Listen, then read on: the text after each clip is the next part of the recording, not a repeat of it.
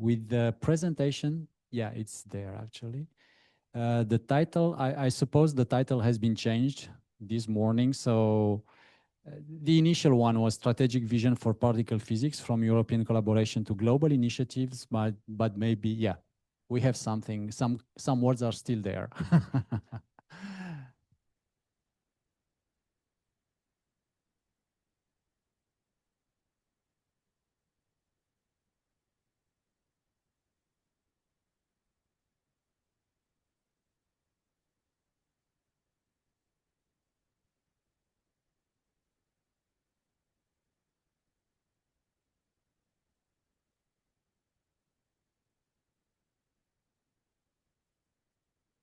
Okay, well, I changed the title, but not so much. In fact,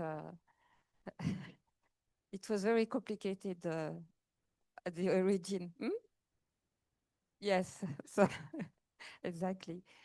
No, in fact, I would like to try to show how we built this. Well, we try to build, in fact, cooperation, specific cooperation. In fact, you know that we are in global, in fact, collaboration with many countries, and the idea is try to show you what we want to do more specifically to with some excellent institution and to do more, in fact, uh, together. So I will, so you said that here it's to go on. Yeah, so I will briefly present here into B3, I don't know, well, CNRS Nuclear and Particle Division. I don't know if you know it, but I will give you the main trends of this institute, and then so focus on international strategy, the goals, and how we implement it. And in fact, this new network is a typical and real example for this. So you know that, so we are, you know, the CNRS, I mean, I will quite be short on this. We are, yes. So the CNRS is divided in is structured in 10 divisions, in fact. And you have here the figures concerning the employees, the number of scientists, so that are distributed in this division. And you can see here the map on the different labs that we have in France, more than 1,100 labs in France, and there are also 80 labs in the world.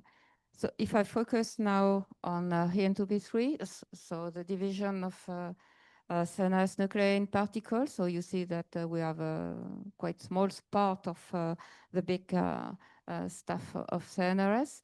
And we have only 15 labs in France, but this lab are really quite big. In fact, it's a really big lab. You can see them here in orange. And what is quite particular is that this lab are associated to infrastructure, cyclotrons, accelerators for many of them.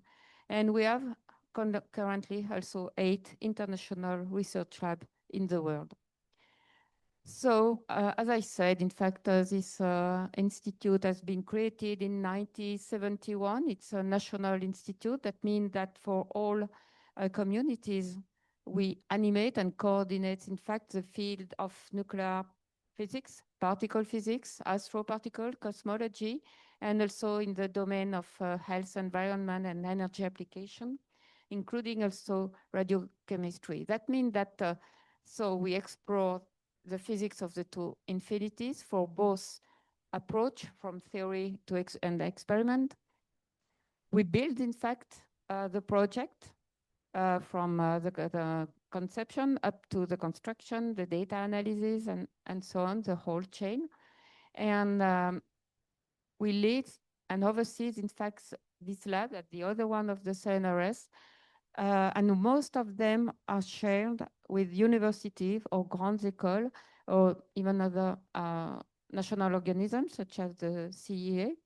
And this is a bridge also to higher education and formation for the students. So this is the main topics. I will be very brief on this panorama. So particle physics, nuclear physics, astrocosmo. This is of interest for today. The energy, health, environment application.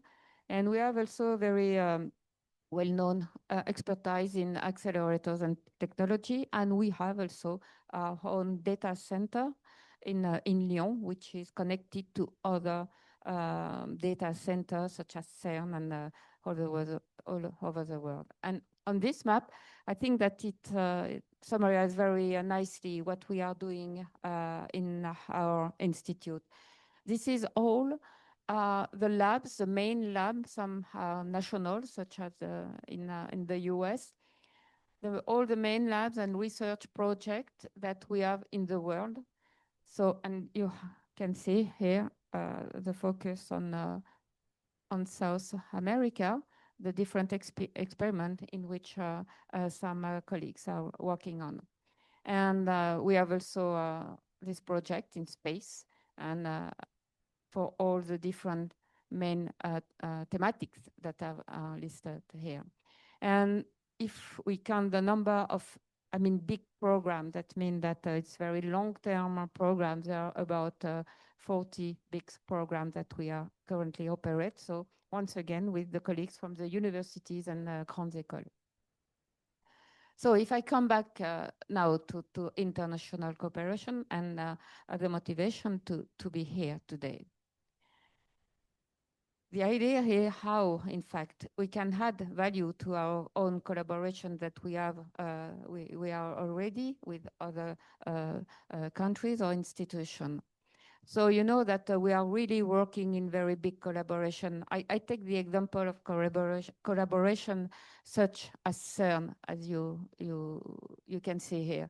There are something like 4,000 people, 240 institutions, 50 countries who are involved in this experiment at CERN.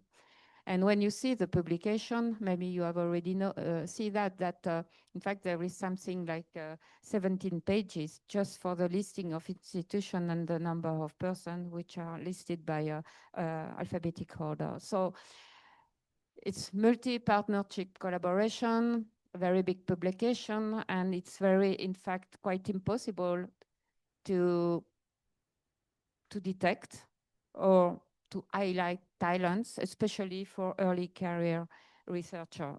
There are, of course, numerous international conferences. There are international conferences now everywhere with going from invited talks or poster session, but it do not allow us, in fact, to give the place, especially to any young researcher. So it's quite complicated, in fact. And there is also a problem of competitivity between these collaborating countries and, of course, attractivity issues. Because if a student would like to go, for instance, in Germany, would not come in France and that so on. So it's big collaboration, but nevertheless, a big competitivity also. And our project, as you know, they are very long-term project, and we have now to build the future to build the science of tomorrow for the 10 or 30 years, next years. And at the same time, we have to also analyze the data. So this is what I call the return on investment, and to publish nevertheless. So it's very, would say, very constrained period, in fact, now. And the idea is how we can, in fact, reinforce specific partnership to define together what can be done better, in fact. And also to take more benefit from all these big infrastructure that we have, that you have, for instance, in South America, that we have in Europe, at CERN or whatever.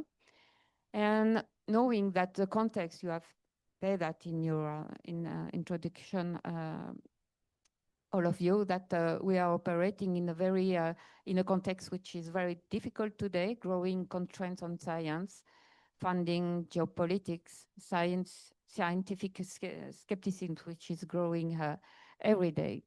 And that's why that I think that Liviu had already explained to you that the CNRS benefit from a very impressive, in fact, set of international cooperation. And we can take advantage of, in fact, of this impressive network all over the world. And by using, in fact, specific tools, you know that we have spoken about the labs in other countries, about the networks, about also international research project. And depending on what we want to do, we can choose, in fact, the best tool to operate. And it's very efficient, in fact, these tools, because they are for 5 years, and it's renewable also, of course, by proposing advanced project. And I think that this is really what we have to do. Just to illustrate what I want to say. EGC Lab is one of the biggest lab that we have. It's something like 800 people. It's both operated by CNRS and Paris-Saclay University. And in red, you have all the countries in which the researchers from EGC Lab are working due to this collaboration. And if we look at this map now, which is in fact the map of who points the IRL, so the International Research Lab that we have at INTOP3, the different network, the different project. And you can see that, in fact, there are not so much structure cooperation between specific institutions, specific teams, specific project. And there is really some quite, it's difficult to explain, but it's historical. But surprisingly, there is no structured action in South Hemisphere, while maybe a very new one in South Africa. And nevertheless, with country, which is very surprising, it's with country with whom we have very long traditional cooperation, such as in India or here, for instance, in Brazil, and with country which produce excellent science. So our strategy, I told you that we have this lab, and the strategy, in fact, for the time being, it can change, in fact, once again, depending on what we want to do together. But for the time being, this international lab are located nearby this big infrastructure or excellent universities in order to allow mobilities of young students, young scientists, or not so young scientists, but to allow mobility, because there is a lab, they can come and sit and talk together with the partners. And what we do now, the directors of this lab are invited to develop their financial autonomy, well, not 100%, but nevertheless, and in order also to increase their visibility on their site. And that's why I think it could be also really a way to pursue here. Some funds can be provided by European funds, for instance, as Marie Curie Staff Exchange. And this is what we done. The director of the ARL in Michigan State University, and the one in there is an IRL also in Triumph in Canada. They are applied to Marie Curie, and we hope to be successful, but we will know this quite soon. I mean, but I think it's a really good way to force mobility in both sense. There are also these networks, which are very efficient tools to reinforce specific cooperation. And I really think that it really strategic adding value to existing global big collaboration. We are currently on a new form of IRN neutrinos, in fact. So a network for neutrino physics, which can link also the different IRL that we have on neutrino. For instance, we have an IRL in Chicago for Dune experiment. We have an IRL in Tokyo, which is close to Super K and the future of Hyperkamiokande. And it's really, I mean, it will allow people to talk together Usually the method are different, the approach are different, but nevertheless, the object of study is the same, it's neutrino. In particle physics, you have here an example of a transformation. We had a network for particle physics between China and France since more than 20 years. And 3 months ago, we have signed a letter of intention in order to transfer this IRN in a lab. It will be in Beijing. And in South Africa, we have created a Pauline network. Maybe you know that we have underground labs in Modane, in France. They are trying in South Africa to have also an underground lab in South Africa. And you know that this is Project Andes in Argentina. And I think we have to discuss this also, how to reactive all this. And it will be a very impressive and unique, in fact, object to have this very particular underground labs.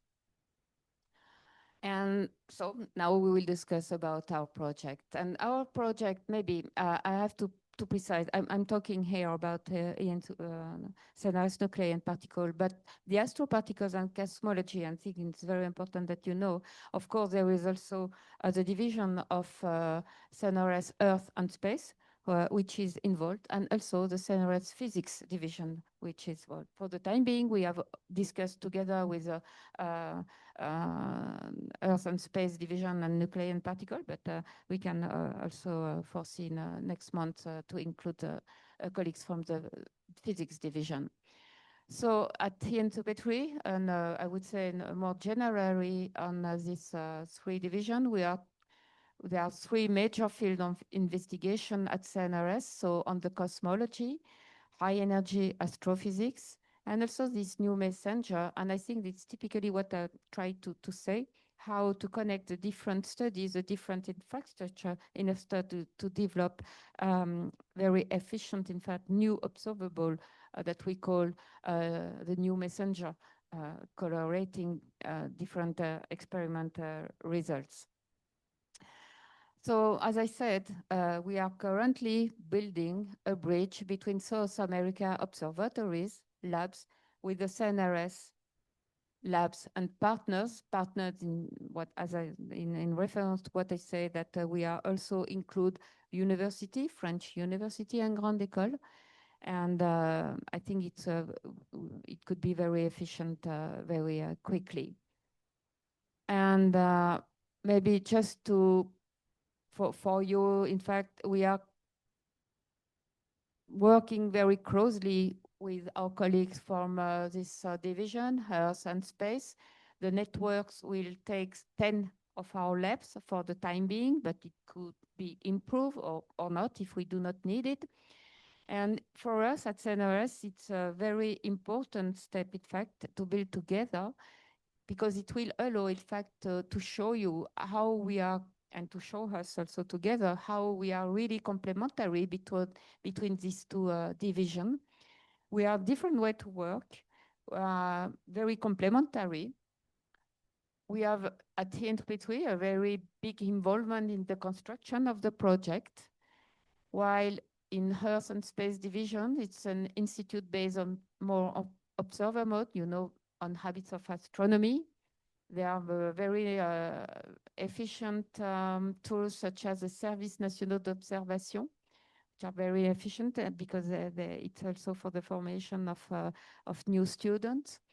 And we have also different process for the funding and different method that we use. But in order to go, because we are sharing some same experiments. So of course, scientific deputy directors meet very frequently on a monthly basis. We have also some what we call GDR, which is a group de recherche, a research consortium, which so we provide some funds to them in order to discuss. It's like IRN, but more inside CNRS and universities community. And we shared also some labs together. And now if I in order to give the floor to Ulysses. So these 10 labs will be connected to the 6 lab or maybe more uh, through the South America. And we have to discuss, I think that, well, we have some time because we just created, but already now we have to discuss how we will develop, in fact, this network. It could be via project, in fact, the next word, project between 2 teams or not. Maybe it's not the good tools. We can think about to have common PhD thesis, how to program some workshop, how to answer to get some European funds. And also, I think it could be, maybe not now, but in the future, to connect, as they did, in fact, in mathematics, how to connect the lab or the network that we have here to other labs in the world, for instance, in Tokyo or whatever, because we are working on the same experiment. And it will be a factor gate to the construction together of the next generation of future experiment. I think I'm done. I would just like to point, in fact, this conference that will be held in Natal, in Brazil. I think it's by the end of July, beginning of August. And so it will be a next step to come here again and to discuss with our colleagues. And so I give you the floor after that to explain more in detail our project. Thank you very much.